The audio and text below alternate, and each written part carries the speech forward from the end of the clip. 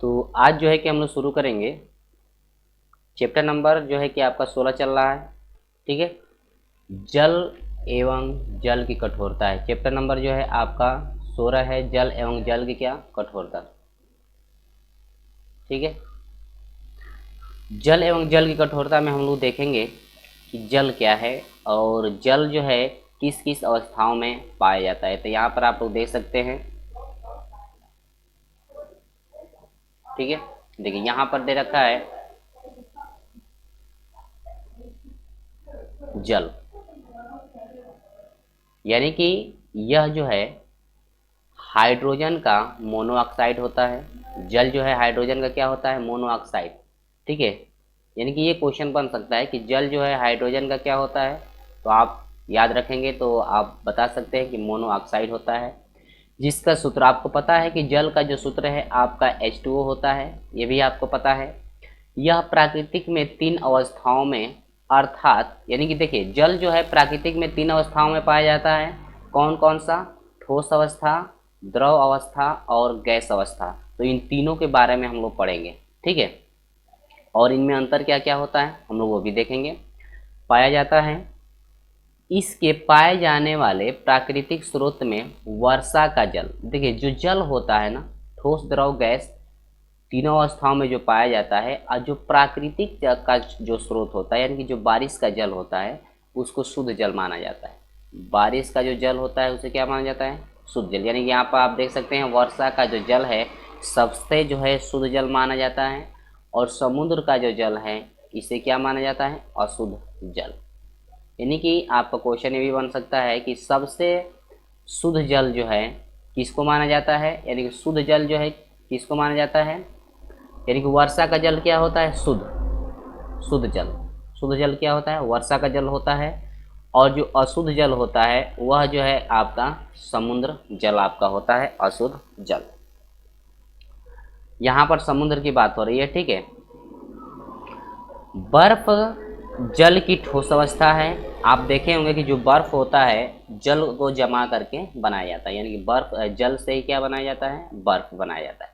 और आप लोग ये भी देखे होंगे कि जब भी हम लोग बर्फ को पानी में फेंकते हैं तो वह तैरने लगता है। तैरने का कारण क्या है, यहाँ पर आप देख सकते हैं जिसका घनत्व, किसका घनत्व, बर्फ का जो घनत्व है रिक्त स्थानों की उपस्थिति के कारण जल की अपेक्षा कम होती है। यानी कि जल का घनत्व ज़्यादा होता है और जो बर्फ का घनत्व है, यानी कि जो बर्फ का घनत्व है, बर्फ का घनत्व जो है जल की तुलना में बहुत ही क्या होता है, कम होता है। इसलिए जो है कि वह बर्फ जो है जल में क्या होने लगता है, तैरने लगता है। अतः यह जल पर क्या करने लगता है, तैरने लगता है। जल पर तैरने का कारण क्या है, बर्फ का जल पर तैरने का कारण यह है कि जल की अपेक्षा में जो है आपका बर्फ का जो घनत्व है बहुत ही कम होता है, इसलिए जो है कि वह जल में तैरने लगता है। अगर देखिए बर्फ का जो घनत्व है जल की तुलना में यदि अधिक रहता तो वह पानी में क्या होता, डूब जाता। चलिए आगे बढ़ते हैं। तो अब हम लोग देखेंगे, देखिए यहाँ पर हम लोग तीनों की बात करेंगे यहाँ पर कि ठोस क्या है, द्रव और गैस। ठीक है, तो पहले हम लोग देखेंगे ठोस। यहाँ पर देखेंगे कि ठोस क्या है, इसके बाद देखेंगे द्रव क्या है, और तीसरा जो है हम लोग देखेंगे गैस। तीनों अवस्थाएं हम लोग देखेंगे, यानी ठोस द्रव और क्या, गैस। तीनों अवस्थाएं हम लोग देखने वाले। तो ये पहली अवस्था आपके पास आ रही है, देख सकते हैं। ठीक है, ये है आपकी पहली अवस्था। तो ठोस अवस्था यानी कि पदार्थ की ठोस अवस्था क्या है, आप देख सकते हैं। ठोस में क्या होता है, देखिए कण बारीकी से भरे होते हैं। यानी कि ठोस में जो है कण क्या होते हैं, बारीकी से भरे होते हैं। देखिए कोई भी ठोस जो होता है ना उसको आप रगड़ेंगे तो उसमें छोटे छोटे जो है कण आपके निकलते हैं। जैसे चाकी का उदाहरण ले लीजिए, चाक को जैसे जैसे आप रगड़ते हैं वैसे जो है कि छोटे छोटे कण उससे क्या होते हैं, बाहर निकलने लगते हैं। तो यानी कि चाक जो होता है ना छोटे छोटे कणों से मिलकर क्या होता है, बना होता है। यहाँ पर ये भी दे रखा है। ठोस में ठोस में यानी कण जो है ठोस के बारीकी से भरे होते हैं। ठोस के कण में आकर्षण बल अधिक होने के कारण निश्चित आकार और आयतन होता है। अब यहाँ पर देखिए ठोस में जो है कणों का जो आकर्षण बल होता है बहुत ही ज़्यादा होता है, इसलिए उसका जो है कि निश्चित आकार भी होता है और क्या होता है, निश्चित आयतन भी होता है। ठीक है, यानी कि जो आकर्षण बल होता है ना, यानी कि जो ठोस के अणु होते हैं उनमें आकर्षण बल ज़्यादा होता है, इसलिए वो आपस में क्या होते हैं, बंधे रहते हैं, इसलिए वो ठोस अवस्था में दिखाई देते हैं। ठीक है, यहाँ पर दे रहा है कि निश्चित आकार और आयतन होते हैं किसके कारण, आकर्षण बल के कारण। ठोस के कुछ आम उदाहरण यहाँ पर देख सकते हैं, जैसे ईंट भी आप देख सकते हैं, पत्थर भी देख सकते हैं। ठीक है, यह बाल देख सकते हैं, कार देख सकते हैं, बस देख सकते हैं। ठीक है, ये सब किस अवस्थाओं में है, ठोस अवस्थाओं में आपके पाए जाते हैं आदि। तो समझ गए होंगे कि जो ठोस होता है, ठोस अवस्था में किसके कारण आपका होता है, उसमें निश्चित आकार भी होता है उसका, और आयतन भी क्या होता है, निश्चित होता है। किसके कारण होता है, उनके जो कण है वह मजबूती से आकर्षण बल से क्या होते हैं, बंधे होते हैं, उनमें आकर्षण बल क्या होता है, ज़्यादा होता है। अगला क्या है, ध्यान दीजिएगा, अगला जो है आपका द्रव। द्रव में क्या होता है, ध्यान दीजिए, द्रव में कणों के मध्य बंधन ठोस की तुलना में कम होते हैं। जो द्रव होता है ना, देखिए ठोस में सबसे ज़्यादा आकर्षण बल होता है कणों के बीच, लेकिन द्रव में जो होता है उससे कम होता है, द्रव में उससे क्या होता है, कम होता है। अतः कण गतिमान होते। अब देखिए उसमें ठोस अवस्था में जो उनके कण होते हैं गतिमान नहीं होते, लेकिन द्रव अवस्था में जो कण होते हैं ना, कण क्या होते हैं, गतिमान होते हैं। और ठोस की तुलना में जो है कि द्रव में आकर्षण बल जो है कणों के बीच क्या होता है, कम होता है। आकार निश्चित नहीं होता, यानी कि देखिए द्रव द्रव आप देखें, जैसे पानी हो गया, जैसे आपका क्या हो गया, पानी हो गया।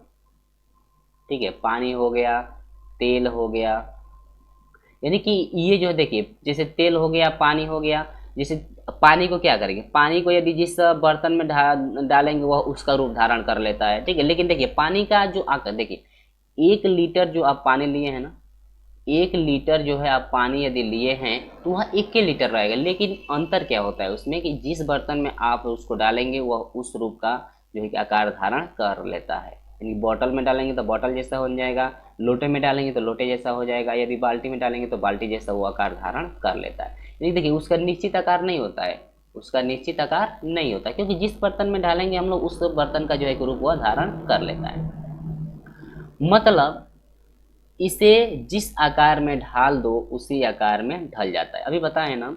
लेकिन उसका आयतन क्या होता है, निश्चित होता है, लेकिन उसका आयतन क्या होता है, निश्चित है। जैसे आप ले सकते हैं, जैसे में आप ले सकते हैं पानी।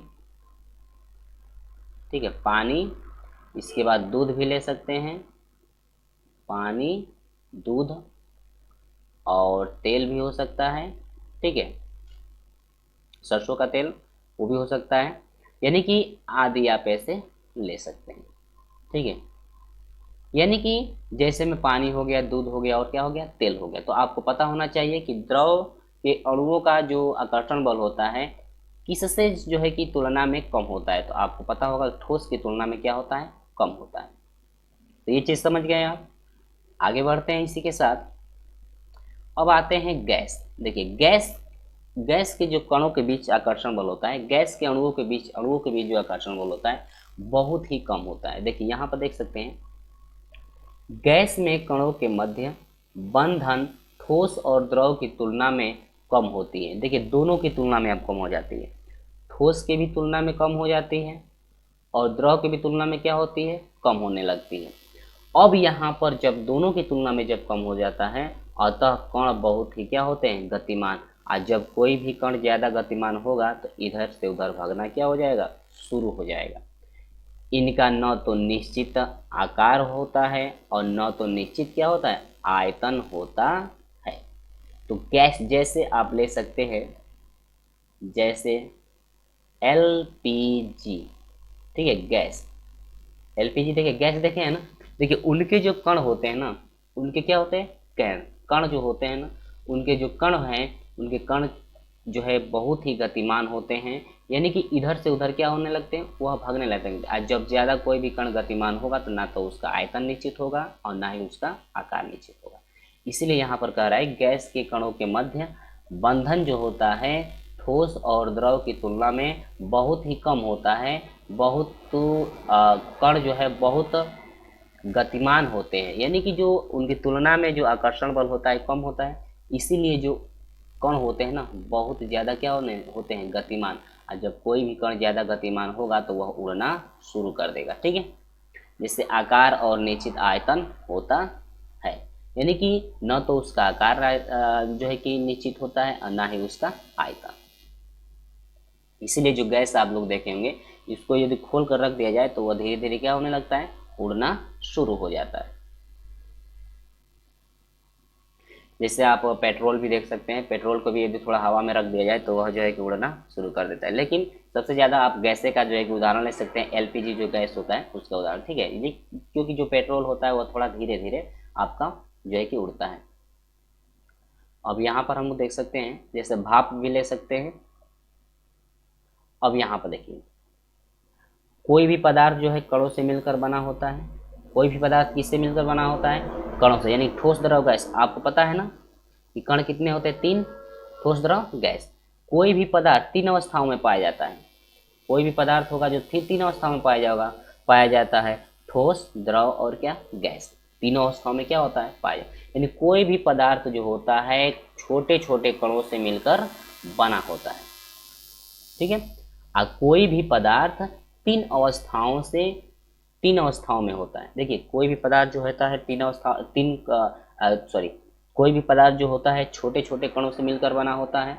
आइए, जो आपके कोई भी पदार्थ हैं या 3 अवस्थाओं में पाए जाते हैं। कितने अवस्थाओं में, 3 अवस्थाओं में। आप देख सकते हैं कौन कौन, ठोस अवस्था, द्रव अवस्था और क्या, गैस अवस्था होती है, ठीक है। पदार्थ कितने अवस्थाओं में पाए जाते हैं, 3 अवस्थाओं में। कौन कौन, ठोस, द्रव, गैस। पदार्थ किनसे मिलकर बना होता है, छोटे छोटे कणों से जो है पदार्थ मिलकर बना होता है। तो ये चीज़ आपको समझ में आई कि नहीं है। अब आगे बढ़ते हैं। अब इनमें देखिए अंतर क्या क्या है, यहाँ पर देख सकते हैं अंतर मैं यहाँ पे दे दिया, ठीक है। अंतर क्या क्या है देखिए, यहाँ पर ठोस में हम लोग ठोस अवस्था में देखिएगा, ठोस अवस्था में यहाँ पर देखिए अंतर पहला दे रखा है क्या, ठोस का आकार और आयतन निश्चित होता है। आपको पहले बताया है कि जो ठोस होता है ना, जैसे आप ईंट भी ले सकते हैं, तो ईंट का जो आकार और आयतन होता है, आकार और आयतन क्या होता है, निश्चित आपका होता है, ठीक है। और यहाँ पर देखिए द्रव अवस्था में क्या होता है, द्रवों का आयतन तो निश्चित होता है। अब पानी देखें, पानी का आयतन निश्चित होता है, लेकिन क्या उसका आकार निश्चित होता है, नहीं। लेकिन आकार निश्चित नहीं होता है, अर्थात अभी मैं बताया हूँ, पात्र के अनुसार ये आकार ग्रहण कर लेते हैं। जिस पात्र में हम लोग उसको रखते हैं वो उसके आकार का जो है ग्रहण कर लेता है। अगला है गैस अवस्था। देखिए कौन सी अवस्था, गैस अवस्था। देखिए, द्रवों का आकार और आयतन दोनों निश्चित नहीं होते हैं। यहाँ पर देखिए गैस में जो होता है कि न तो आकार निश्चित होता है और न ही आयतन उसका निश्चित होता है। अगली चीज हम लोग दूसरे नंबर की बात करें। दूसरा नंबर जो अंतर क्या है वो देखिएगा, ठोसों में अणु बहुत पास पास और इनके अणुओं का स्थान स्थिर होता है, जिसके कारण इनके आकार को आसानी से परिवर्तित नहीं किया जा सकता, ठीक है। यानी कि देखिए ठोस, ये कह रहे हैं ठोसों के अणु बहुत पास पास होते हैं, अतः इनके आकार को हम लोग आसानी से बदल नहीं सकते हैं, ठीक है। इसमें अगला दे रखा है, इसमें द्रव में अणुओं की तुलना में दूर दूर रहते हैं। द्रव में जो अणु होते हैं ठोस की तुलना में दूर दूर होते हैं, लेकिन गैस की तुलना में पास पास होते हैं। देखिए द्रव ठोस की तुलना में दूर दूर होते हैं, लेकिन गैस की तुलना में बहुत ही पास पास होते हैं। यदि गैस की तुलना में यदि रहते तो ये भी जो द्रव है ये भी क्या होता, उड़ना शुरू हो जाता, और न ही इसका आयतन निश्चित होता और न ही इसका आकार निश्चित होता, ठीक है। तो गैस की तुलना में पास पास होते हैं तथा इनके अणुओं का स्थान स्थिर नहीं रहता। इसका स्थान स्थिर नहीं होता है, इधर से उधर जो अणु होते हैं घूमते रहते हैं। अगर इनका भी अणुओं का स्थान निश्चित रहता तब तो ये भी ठोस अवस्था में पाए जाते।